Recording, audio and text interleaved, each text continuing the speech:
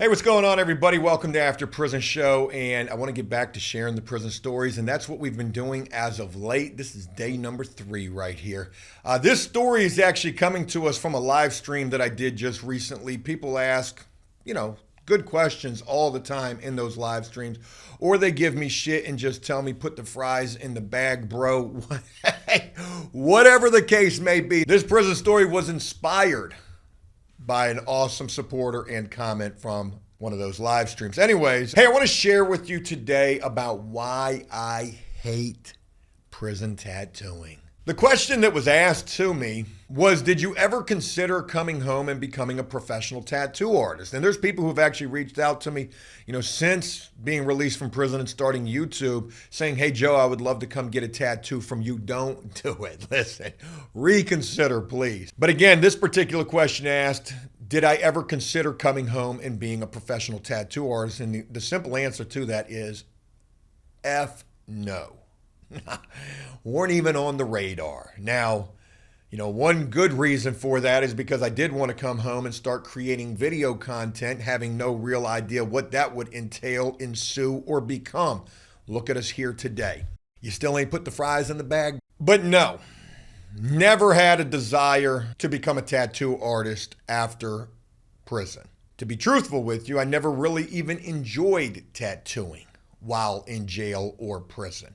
In fact, while I was serving time, many different incarcerations, whether jail bids or prison bids, 2 different prison bids, I tattooed because I had to. I tattooed to keep my mind off of the streets. I tattooed to keep my problems at a minimum. I tattooed because it was my hustle.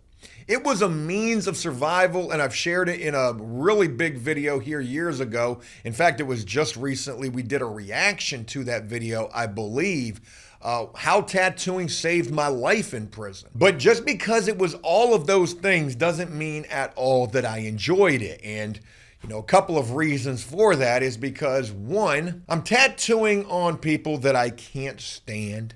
These fugazi gang members who are fake, just people that I had absolutely zero respect for. Tattooing things that I didn't believe, I couldn't stand, I just thought was asinine, but laughing all the way to the commissary bank, I guess. Things like go hard or go home across a whole dude's back who was snitching on everybody that he could, obviously choosing the latter in regards to that statement. Tattooing gang signs and all sorts of teardrops, knowing damn well you ain't gonna bust a grape. Tattooing guys' names on other guys. I did that one time. That was crazy. But you know what is, I guess, the silver lining here was, though I was tattooing people that I didn't particularly care for or respect, and tattooing things that I thought was, stupid to tattoo, not so much the guy's name on the other guy, because you never know.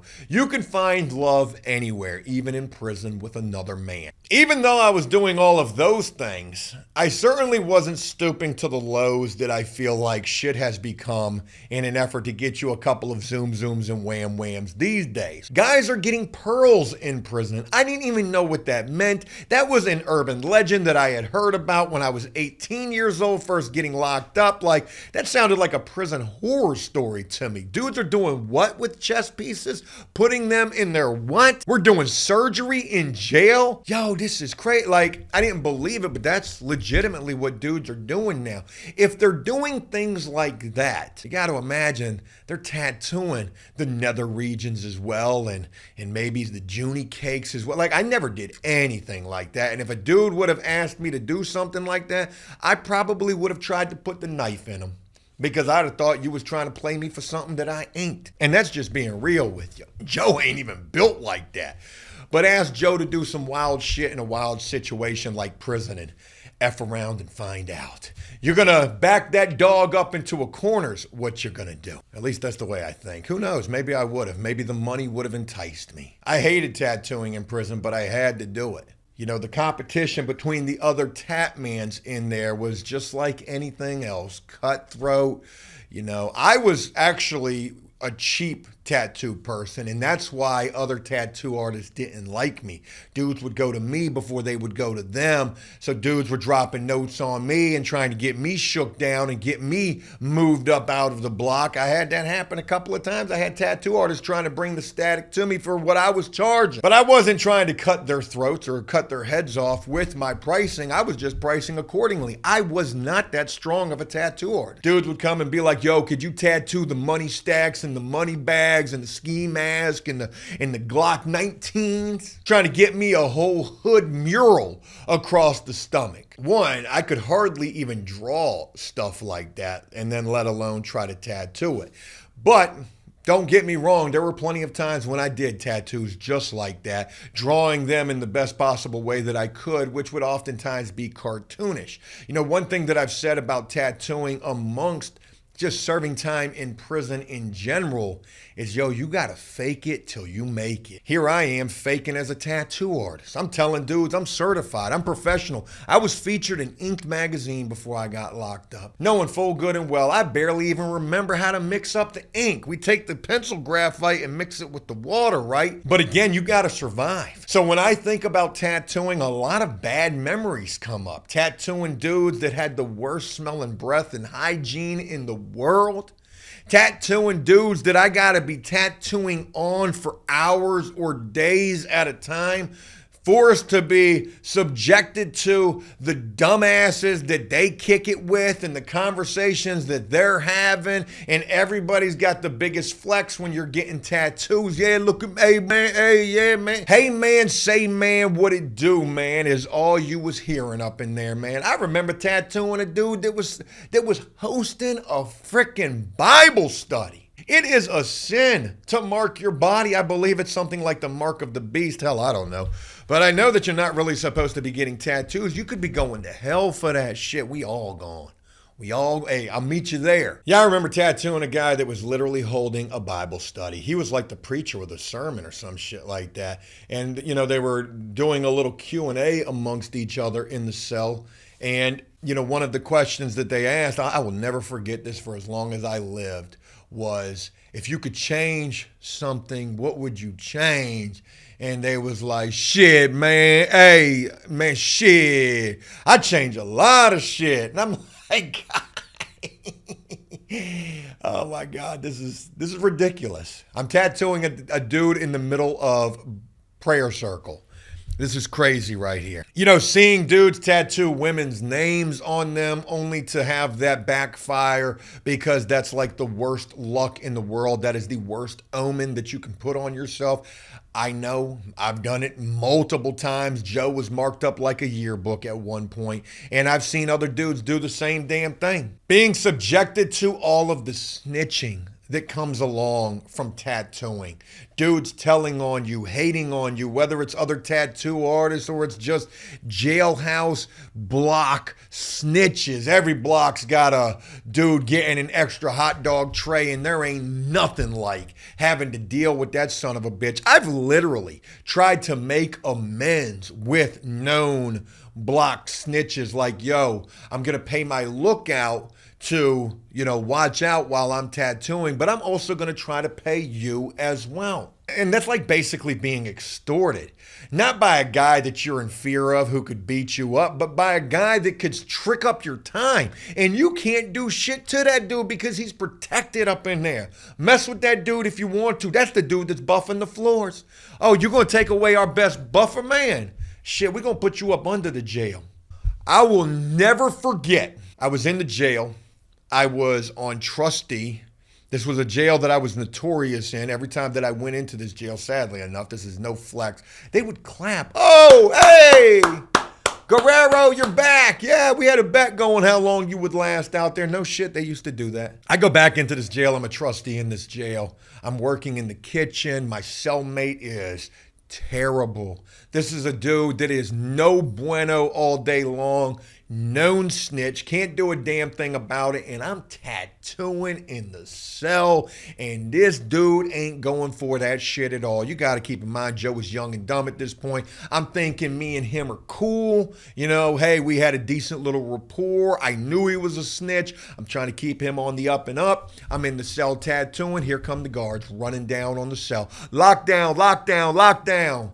I know where they going. They going to my cell. Not only am I tattooing, I got bags of contraband coffee, plastic gloves full of this coffee that was tied to my nuts that I was bringing back from the kitchen. You couldn't get coffee in this jail unless it was smuggled back from the kitchen. The guards are standing right outside of my cell. I'm locked in the cell with another dude who's not supposed to be in my cell. That's a charge alone. I'm flushing the coffee down the damn toilet while the guards are looking through the little slot window talking about stop flushing the toilet, cut the water off to the cell. Stomping that joint down there. Just got to be honest with you. You know, shit like that'll leave a bad taste in your mouth about anything, especially when you go through it time and time again. There was nothing like when my original release date came up in 2015 from my 7-year prison sentence. My original release date was July the 6th, 2015. But because of tattooing in prison, I screwed that up, so my release date changed to October. And actually, it changed to way further out than October. But, you know, from not getting in trouble for the last 2 years that I was in prison, I was able to gain back like a month or so. So maybe my release date went from July to December possibly of 2015, and then I had worked it back down to October the 13th, 2015. But there was nothing like being in that prison on July the 6th, 2015, just sitting there feeling like, look at you, you big dummy. You could have been out there enjoying the summertime. But nah, you ain't going nowhere for another 2 or 3 months because you was tattooing and dudes was telling on you. Because you were trying to survive. I mean, there's no way to really justify it. It is what it is. You know, you do what you do, you got to pay the price for doing so. But I ain't going to lie, I was feeling pretty dumb on that particular day. I caught staff from tattooing in jail. Not so much from me tattooing somebody else, but from them tattooing me. In fact, I carry staff with me probably for the rest of my life. You'll always see me itching on my arm right here, and that's no kind of a nervous tick. That's that damn staff in my body. I know dudes who caught Hep C from tattoos. I know dudes that wanted me to tattoo them who had Hep C. I've been poked by dirty needles. You're playing with people's blood for a couple of soups. Yeah, man. Nah. Not only would I never tattoo out here, man, I despise it. You know, I have nothing against getting tattoos. In fact, I'm 41 years old, about to be 42. I've thought about getting my whole body marked up like the subway in Harlem at this point, little midlife crisis or whatnot. But no, I don't got no desire. I don't really got no desire no more. And I know that when I came home from prison and I was doing After Prison Show first starting on YouTube, that I was doing tattooing, getting tattooed and all of that. And that was just for video, you know, but being so far separated from prison now, to be able to look back on it with this type of grown man hindsight, I think about all the shit that was terrible and negative about it, because in more times than not, that's what it was. That's just me. But I know plenty of people who tattooed and were really good at it and who really took it seriously and, you know, have come home to become professional tattoo artists. They were talented artists. Maybe that was another part of it for me that really, you know, turned me off in regards to wanting to pursue it when I was released, was the fact that I just wasn't good. I just wasn't good. I wasn't that strong of an artist. My art, I showed this in a live stream and I'll share it with all of you. Last of a Mohican right here, little Joe Ross. This joint is an heirloom. This is a throwback, and this was Joe, you know. I mean, actually, this isn't Joe. This is Gay Dave right here, a little cartoon painting of him that I did from years ago. It says, she wanted my fire stick from a video that we had done. Oh, Gay Dave, how about that? I was supposed to give this to him, but I just couldn't never let it go. It meant a lot to me, and it still holds a lot of sentimental value. You want to get a tattoo that looks something similar to this? I don't think so. But this was really my strong suit, which isn't really that damn strong at all, if you think about it. Now, getting back to doing some Joe Ross painting videos and live streams, I wouldn't be opposed to. Unfortunately, I don't have not near art supply at all. I gave all of those to the guy Lucky that we were working with a while back here. But you know, maybe. You never know. Anyways, I just wanted to share. Hey, I hope that this was a video you guys enjoyed. Like I said, I'm enjoying getting back to some prison story time here on After Prison Show. It was always something I was really good at and a bit of my bread and butter. If you enjoyed this, please leave a like and a comment on this. If there's a particular story or topic that you'd like to see me share about again, leave a comment down below and maybe we can make that happen. Hey, look, that's it. I hope you enjoyed this video, and if you did so, please leave a like and a comment on this, letting me know exactly what you thought about this. As always, until next time, enjoy life, the free world. Never take a moment for granted and make the most of every day. Peace!